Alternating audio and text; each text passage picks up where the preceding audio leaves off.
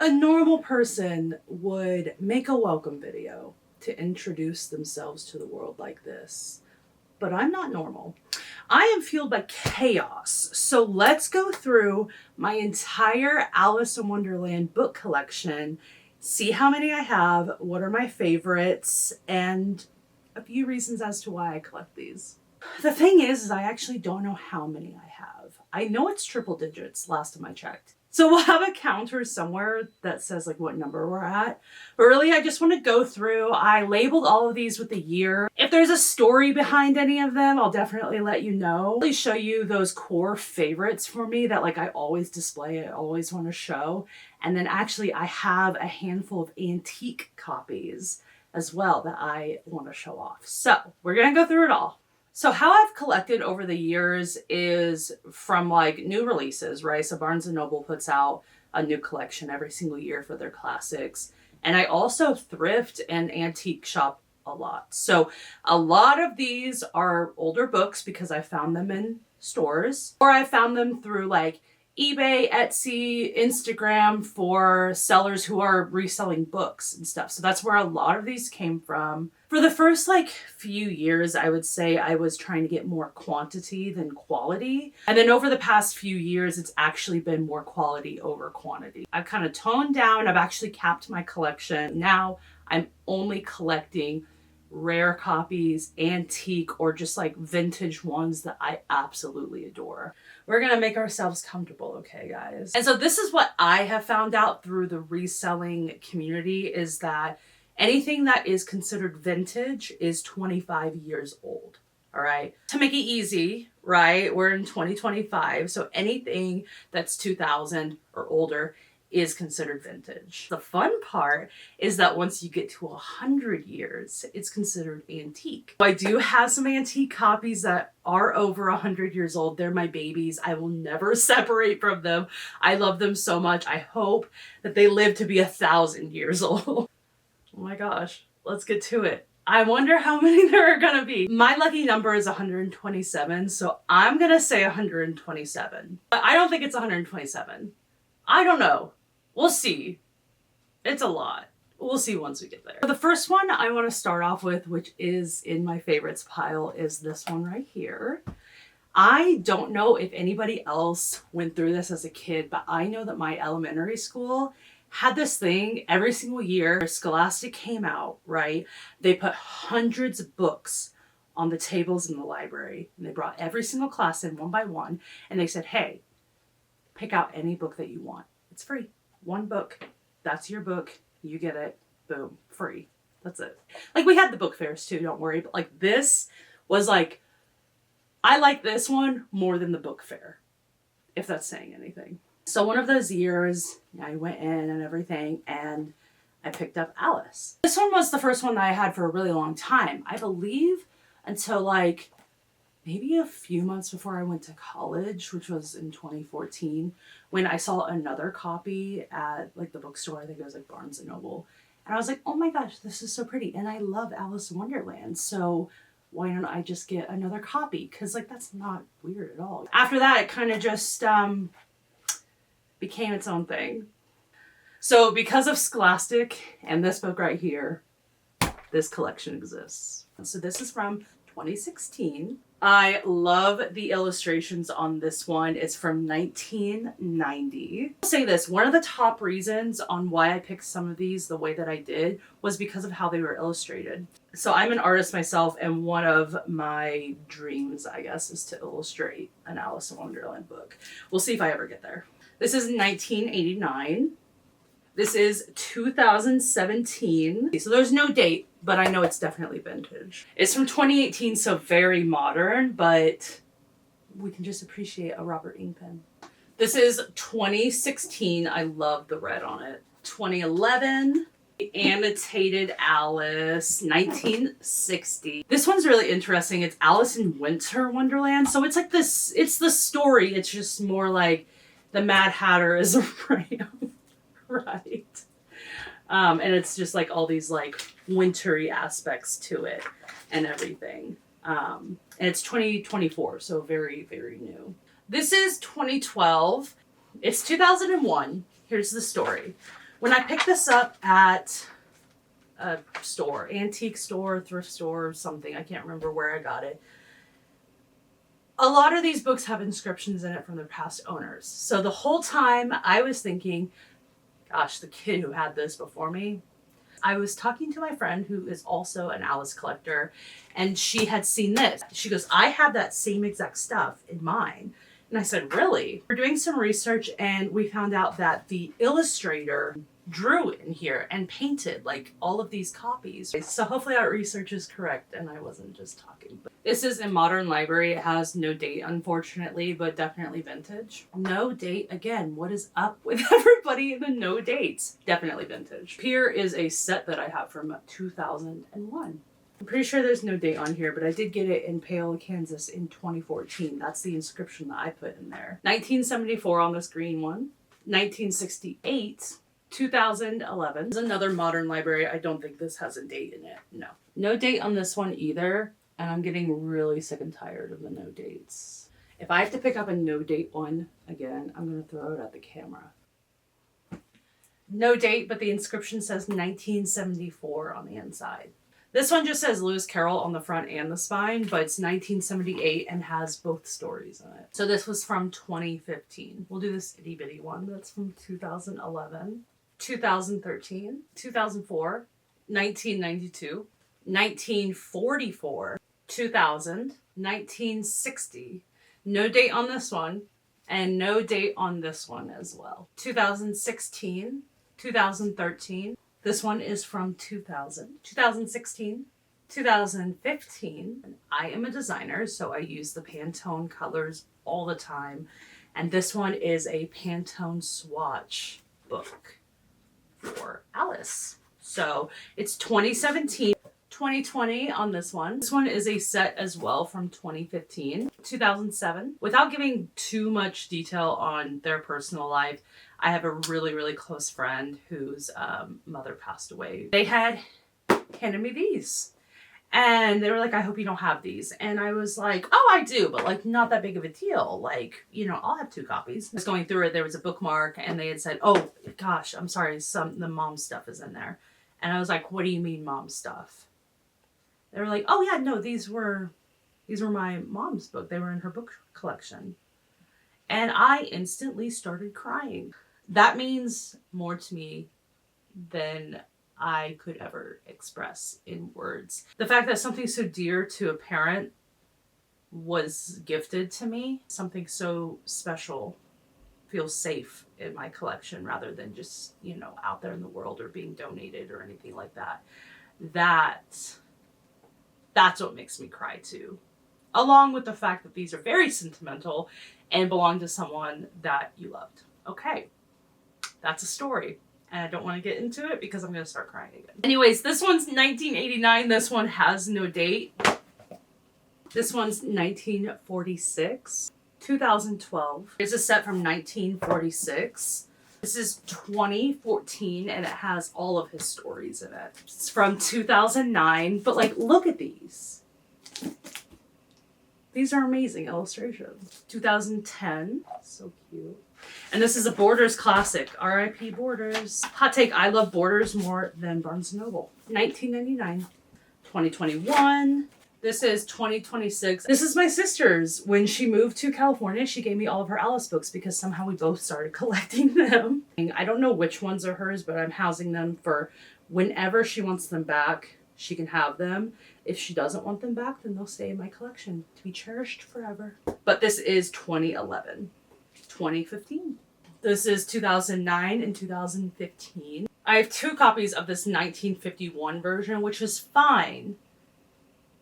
I didn't realize I had 2. This one is 1979. It actually came with a cassette. I don't have the cassette. I don't think this one has a date, but I love this like intro page.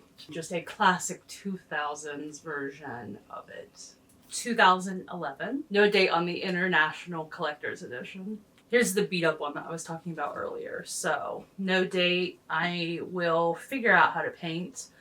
And if I do that, then I'll show all of you guys. 1993 set. A 1941 Heritage Press. I love the bouquet of flowers and then this fine typography. 2013, 2005, 2017, 1983, 2024, 2009, no date on this one, 2020, 2010, 2014, this is 1986, 2004, 2010, and I will say this, I absolutely love the creepy ones. Give me the most scariest, creepiest, nightmarish ones. There's no date in this one, but it is an interesting book. So when you're flipping through it, there's like all of these pieces of paper, which some come out, but they're like stills from this movie or TV show that they produced of it. 2005, no date on this one. 1992, absolutely love the checkered. 1984 has all of the books in it. 2018, 1982, all of the books. 1955, 2016, no date on this one. 2014 on this little set. There's no date on this one, but I am really trying to figure out if it's vintage or if it's antique. This one says January 17th, 1950. So I think it's just vintage, but I don't know. For some reason, I have this like feeling that it's not vintage. 1946 on this one. 2008 on this one. Franklin Library, 1980. Easton Press, 1977. 2013. Here's my other copy of Reader's Digest from 1989. Another Franklin Library from 1980. 2015. 1999. Okay, this one has a story. Okay. Back in 2014, which I don't know when this was. This is 2014. Back in 2014, Shayna thought that she was going to just do some annotations, right? She was going to do some tabs. She was going to draw. This was like her draw copy, okay? Like she's going to highlight all these amazing quotes and stuff that got like maybe 3 pages, okay? But I was truly an artist. Tabbed when the Cheshire Cat came in for the first time. Got some quotes. Tabbed when the Mad Hatter came in. Highlighted 10/6, which is very significant. I have it tattooed on my finger. The price tag on the hat. My dream of illustrating an Alice in Wonderland book, I'm not sure how that's going to happen if this is what I produced 10 years ago. In 2016, I made a note that says, Uncle Mike looks like this. I went to a graduation of my cousins and my uncle was there. And his facial hair, he totally looked like the walrus. Okay, and he's like in a suit jacket and or his like, he's in like a trench coat, I think. No date on this one. It's a creepy one. 1982. 2008, 1992, 2013. So this is my pile for all of my favorite copies. I have a personal connection with every single one of these in a specific way. It's a mini book. So a mini little Alice book. Look how cute. And you can read it. Talked about this one at the beginning. This is my Scholastic. This is my first ever Alice in Wonderland book. It's not super duper creepy, but it's like one of the first ones that I collected. The cat's head's coming off. She's super huge. The cards, there's like these, I wish I could show you guys. There's like these really creepy cards. I don't know. I just love the way that this one is illustrated. I've been in love with this one since I got it. This one is very interesting. I didn't know what it was at first until I really started to look at the illustrations because it's all in Russian. This is Alice. This is an Alice book. So Alice in Wonderland, see there she is with the flowers. I would love to have a collection of different languages and cultures of Alice in Wonderland. I think that would be so amazing to see. Some of the numbers that I see. Okay, I see 19.03.90. There's one that says 010989, so it could be 1989. I don't know. we're just going to leave it up to imagination. These two are very special to me because of the type illustrator who did these, who did the covers. Jessica Hish, who's one of my all-time favorite designers, illustrated these covers. So these are just so special. I love that I have these. This is 2012 and this is 2015. This one has note date as well, but it's definitely vintage. I hope it's antique because it's one of my favorite ones that I have. John Tenniel illustrations throughout, but the cover, I don't know, the cover is just so sweet to me. I picked this one up in 2014 simply because I love manga. I love the illustrations in here. They made her so cute. Like, look at her. This one is 1977. I love it for a few different reasons, okay? But I think one of the biggest ones is that when I see it being resold on like Instagram Lives or, you know, eBay or anything like that, it's sold without the dust jacket. And I am the one that has a dust jacket. So if you are familiar with this, just know this is what the dust jacket is supposed to look like. And I'll own that. I will totally own that I have it and you don't. I'm kidding. Oh my gosh, I'm so kidding. This I actually have 2 copies of, and I'll explain the other one once I get to my antique pile. So this is the one that's more intact. Hold on. My favorite one out of them is the one that isn't intact. So I'm going to talk about that when I'm going through my favorites. 1922. So we'll talk about it when I get to the antique ones. But she's just so magnificent and beautiful.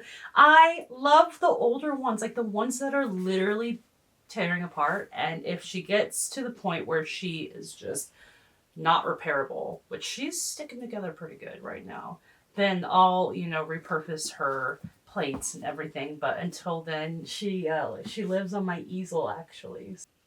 I'm happy to finally put her back there because I've been missing her on my easel. 1984, and I just love the illustrations on it too. It's just so creative. This one is another one of those Helen Oxenbury like versions of it, like her illustrations. This one is not the Borders Classics, but it did come in a set with Through the Looking Glass. And I fell in love with the illustrations. I love the set itself. It's just so, so pretty. This is another one that I picked up when I was in college, 2015. Watercolor sprayed edges on it. Sitting over here like, oh, I'm looking for my favorite illustration in the book, and it's literally the cover. So, as you can see behind me, I collect a storyline called the Children's Classics. And Alice in Wonderland is included in that, as well as Through the Looking Glass. 1989 version. 2022, it's simply on the list because of the illustrations. Like, they are just so, so beautiful. I love looking at them. I wish, guys, I really do wish that I could do something like this. This is 2005. Simply just one of my favorite ones that has all of his stories put together. Color is absolutely insane in person, and it's gold. This is a 1978 Arthur Rackham illustrated version. His illustrations are just absolutely insane, and sometimes they can just be really, really creepy and dark, and that's what I love most about it. This one has a story. It's not my story, but I am going to share with you the inscriptions on the inside. This is a 1946 version, and I do remember getting this at Half Price Books. It wasn't until I got home that I actually like opened it up and saw everything inside. So this was given to Mr. Cole from the 8th grade class of 2008. That's all that I saw at first, right? Very cute, okay? Until I got to the back, and all of the kids had put their own little thank you note on the inside to Mr. Cole. And they're all very sweet. And I definitely cried a little bit when I was reading them. And I want anybody who knows that this exists to know that Mr. Cole's book is in my hands, and it is safe, it is protected, and I cherish it. It will always make sure that Mr. Cole is known in this world for what he did for you guys and that musical. On this one, my best friend actually gifted this to me. It's from 2009, and it's just a comic book.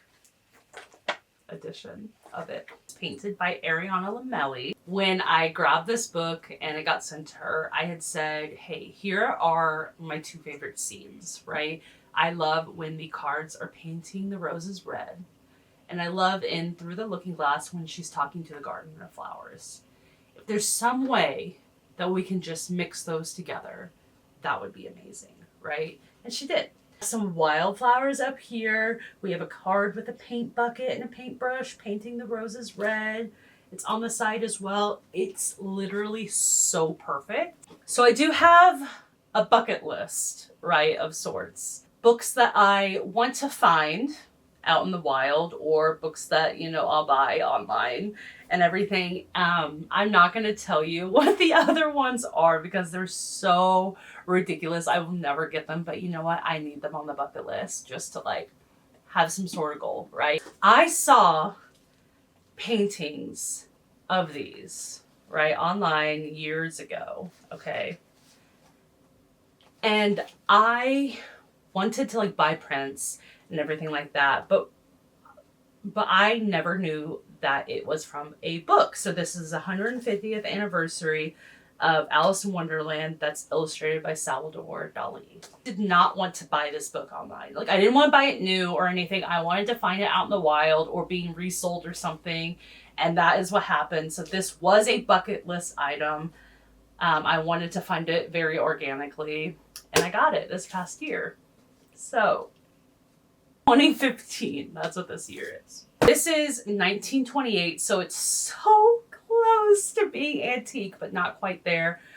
It's an Arthur Rackham version. There's two of these that are on my bucket list. There's this one, which I found. Oh my gosh, right? The second one is this, and this are gilt. This was another bucket list item that I picked up this past year, and I'm so grateful. Before we get to these antique copies, I do want to say I'm so grateful for all of you guys for sticking around and watching this video. I have been told for a very long time to do a video like this, or at least an inventory that people can look at. Every single time I wanted to do it, something came up, or I would find another copy and I'd want to add it in and it would like completely destroy the number count. I absolutely adore my little Alice collection, and if you've made it this far, I hope you adore it too. Like I said in the beginning, anything that is considered vintage is 25 to 99 years old, okay? Anything that is considered antique is 100 plus years. So all of these are 100 years or more. There is no date on this one, but the inscription on the inside says 1902, and because of that, I'm considering this an antique version of it. This children's classic is 1923. This one is from 1922. I showed you my tattered old broken down version of this, but it is from 1922. I have two copies of it. It's one of my favorite versions of all time. This is from 1923. This little modern library one is from 1924. So it just became an antique. Oh my gosh, I almost just ripped the freaking binding off this one. There is no date on the inside of this one, but the inscription says 1911. I am marking this as an antique copy. This little Alice in Wonderland book is from 1895, making it my oldest Alice in Wonderland book in my collection. Well, that's it.